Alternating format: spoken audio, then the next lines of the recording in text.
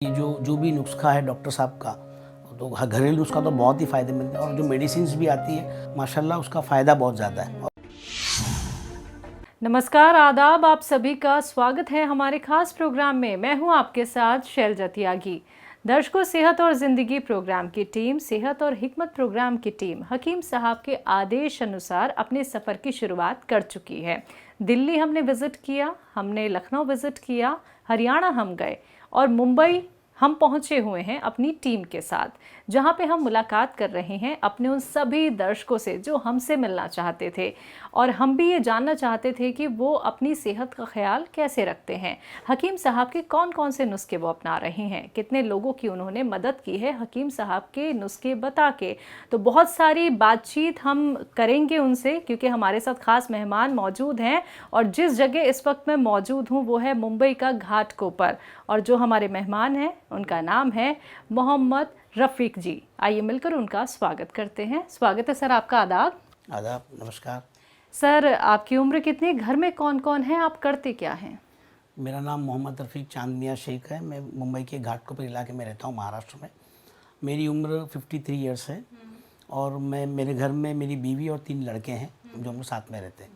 और मैं मुंबई की एक कॉर्पोरेट कंपनी है निर्मल लाइफस्टाइल, जो बेसिकली कंस्ट्रक्शन फील्ड में है और मॉल्स वगैरह भी है। वहाँ पर मैं as a general manager, head of department के तौर पे काम करता हूँ। बेसिकली ये कंपनी मुंबई में जो स्लम्स है वो स्लम्स को तोड़कर बिल्डिंग बनाने का काम करती है, जिसे हम SRA स्कीम कहते हैं। उसी कंपनी में मैं काम करता हूँ वहीं पर as a head of department. Sir, आप हकीम साहब से कैसे जुड़े और आपको परेशानी क्या थी, रोग क्या था? दरअसल मैं 2015 के करीब जी सलाम और दो तीन चैनल में मैं डॉक्टर सुलेमान खान साहब का प्रोग्राम वगैरह देखा था मैंने। तो उसमें उस वक्त जो उनके घरेलू नुस्खे थे उससे मैं काफ़ी मुतासिर हुआ था। तो उसमें जो एक उनका जो बहुत बेहतरीन नुस्खा था जो गैस की तकलीफ़ या पेट ख़राबी के लिए था, तो जीरा और सौंफ, सौंठ, अजवान और नमक, काला नमक, इसको पीस कर जो चूरन बनाते हैं, चूरन, हाँ, उसका इस्तेमाल हमने शुरू किया था पहले। अल्हम्दुलिल्लाह उससे मुझे बहुत फ़ायदा हुआ। उसके बाद में मैंने मेरे काफ़ी रिश्तेदारों को और काफ़ी दोस्तों को मैंने ये इस तरह का नुस्खा बताया। अल्हम्दुलिल्लाह उन्हें भी बहुत लोगों को फ़ायदा हुआ और आज भी हमारे घर में आज भी वो इस्तेमाल हो रहा है। आज भी आज भी इस्तेमाल इस्तेमाल करते कितने हैं, घर साल में हो रखे। गए? करीब 2015 से करीब से मैं इस्तेमाल कर रहा तब हूँ। से नुस्खे चल रहे हैं। तो और बाकी बहुत सी चीज़ें उनकी हमने टीवी में देखी थी, तो उनके ज़रिए मैं बहुत से प्रोग्राम में देखा था। और उसके बाद मुझे थोड़ी सी एक बैक पेन की तकलीफ़ थी और थोड़ा यहाँ पर घुटने में दर्द होता था। तो उनका एक नुस्खा था गोंसिया का, हमने मंगवाया था। तो उससे अल्हम्दुलिल्लाह 2 या 3 महीने में मुझे माशाल्लाह फ़ायदा हो गया। अब पहले अगर काफ़ी देर खड़ा रहा, आधा घंटा या 1 घंटा, तो मेरे बैक पेन में पेन शुरू हो जाता था, लेकिन अल्हम्दुलिल्लाह अब नहीं होता वो। अब बिल्कुल नहीं होता? बिल्कुल नहीं, बिल्कुल बिल्कुल भी नहीं होता अल्हम्दुलिल्लाह। है। हाँ। जी। इससे पहले भी आपने कोई ट्रीटमेंट फॉलो किया है हकीम साहब से जुड़ने से पहले? नहीं, वो बैक पेन के लिए तो मैं कोई ट्रीटमेंट नहीं लिया था। कभी नहीं लिया कभी आपने? नहीं। तो उसमें डॉक्टर मैंने के पास नहीं गया? डॉक्टर के पास नहीं, तो मैंने देखा उनके प्रोग्राम में देखकर मैंने वो शुरू किया था। और जब मुझे फ़ायदा हुआ तो मैंने काफ़ी लोगों को मैंने बताया। मेरी सिस्टर को भी बताया, मेरी सिस्टर भी, दोस्तों को भी बताया, उनको भी माशाल्लाह वो गोंसिया से बहुत फ़ायदा हुआ है। जी।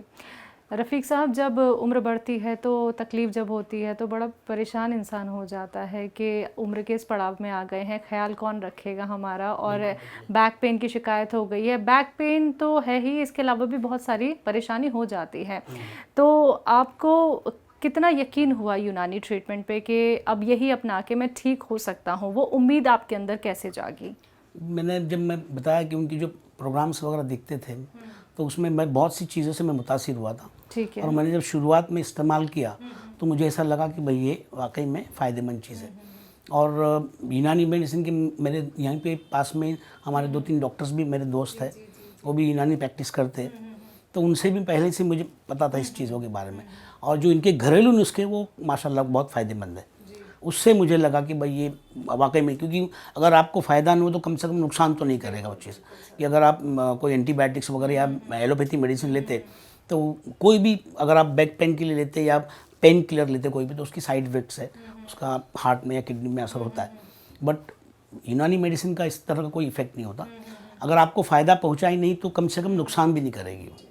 तो आप यूनानी से ही जुड़े हैं, कोई और ट्रीटमेंट आप बिल्कुल नहीं लेते? अल्हम्दुलिल्लाह अभी तक तो मुझे दरअसल मुझे तो कोई प्रॉब्लम है ही नहीं, लेकिन मैं विश्वास करता हूँ कि prevention is better than cure. बिल्कुल। हाँ, तो कोई बीमारी आने के पहले ही एक्सरसाइज करना, रोज़ का योगा वगैरह करना, और इस तरह की यूनानी से मेडिसिन जो डॉक्टर साहब के घरेलू नुस्खे वो इस्तेमाल करते हैं हम लोग, वहीं से फ़ायदा हो रहा हमको। आपके घर में भी कोई इस्तेमाल कर रहा है हकीम साहब के नुस्खे? अभी फ़िलहाल तो मेरे 3 लड़के हैं, तो अभी तो सब अभी नॉन मैरिड ही है।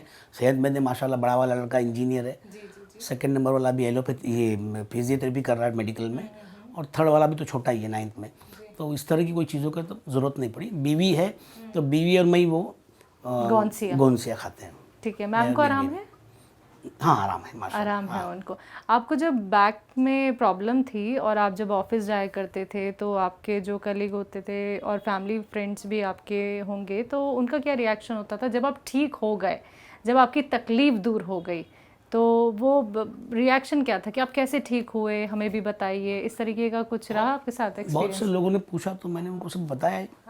और मैंने उनकी बातों से मैं काफ़ी मुतासिर होता हूँ डॉक्टर साहब की, तो मैं अक्सर लोगों को बताता हूँ कि भाई ये आप, हाँ अतिया हब्स के जो को फाउंडर है डॉक्टर सुलेमान खान साहब, उनका प्रोग्राम देखिए और बहुत सी चीज़ें। और मैं तो मुझे थोड़ा याद नहीं रहता बहुत, मैं इसके साथ में बिज़नेस भी मेरा खुद का और अपना सोशल फील्ड से भी जुड़ा हुआ हूँ, तो इसलिए मैं बहुत सी चीज़ें मैं मेरी डायरी में लिख के रखता हूँ। जब प्रोग्राम चलता है बाकायदा लिख के रखता हूँ कि भाई फ़ला चीज़ के लिए, जैसा मुझे लगता है शायद उन्होंने मैं एक प्रोग्राम देख रहा था तो वात की शिकायत होती है, उसके लिए उन्होंने गोंद मोरिंगा का बोले थे। गोंद मोरिंगा है और ये इसका जैतून के सिरका है वगैरह, ऐसी काफ़ी चीज़ें लिखकर मैंने लोगों को, बहुत से लोगों को बताई है, और उनको माशाल्लाह फ़ायदा भी हुआ है बहुत लोगों को। रफ़ीक साहब, हमारी और आपकी इंटरव्यू से पहले जो बात हुई थी, तो आपके ज़रिए हमें पता चला कि आप सोशल एक्टिविस्ट भी हैं, तो आप क्या काम करते हैं?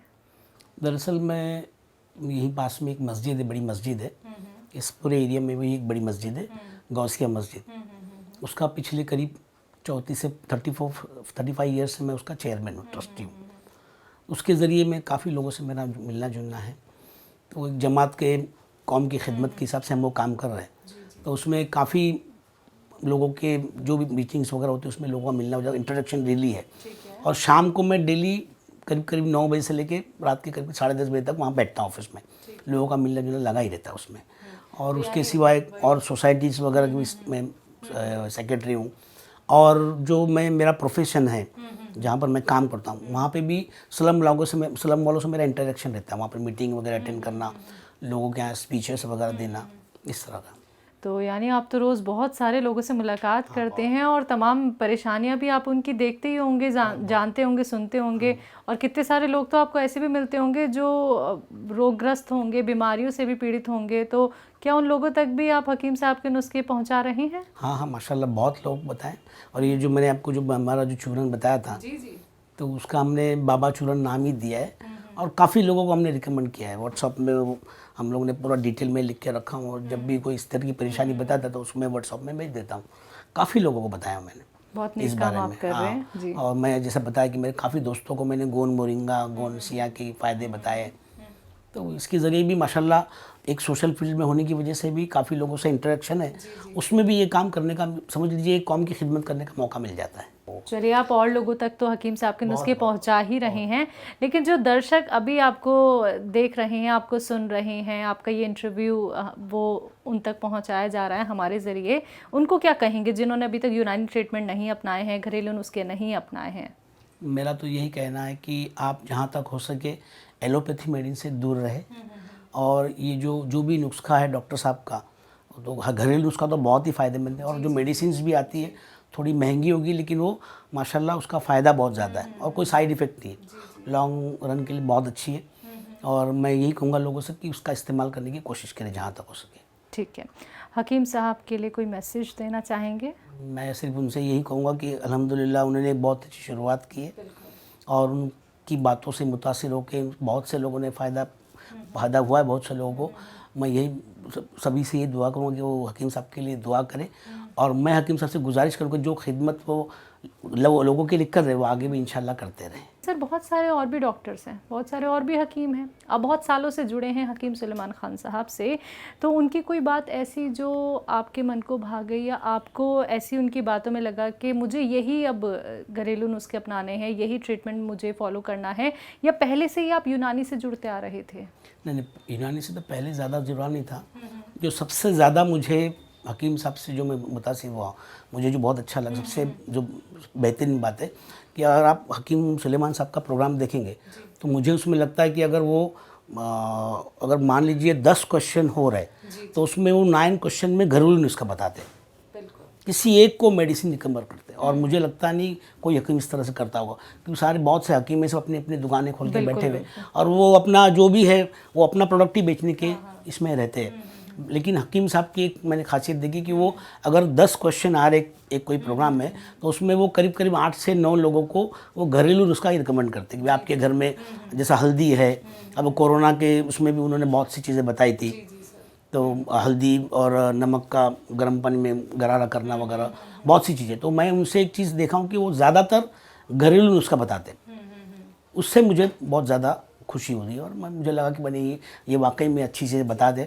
बाकी और भी चैनल में अगर टीवी चैनल लगाओगे तो उसमें बहुत से ऐड आते रहते हैं, लेकिन वो सब अपना अपना प्रोडक्ट बेचने के चक्कर में रहते हैं। ये आपका अनुभव है? हाँ, मेरा अनुभव है, मेरा एक्सपीरियंस है। हकीम साहब से जुड़कर आपको कैसा लगता है? बहुत अच्छा लगता है, बहुत अच्छा। अगर इंशाल्लाह कभी मेरा दिल्ली आना होगा तो मैं इंशाल्लाह ज़रूर मिलूंगा हकीम साहब से। बिल्कुल सर, बिल्कुल, ये बात उन तक ज़रूर पहुंच जाएगी इस इंटरव्यू के ज़रिए।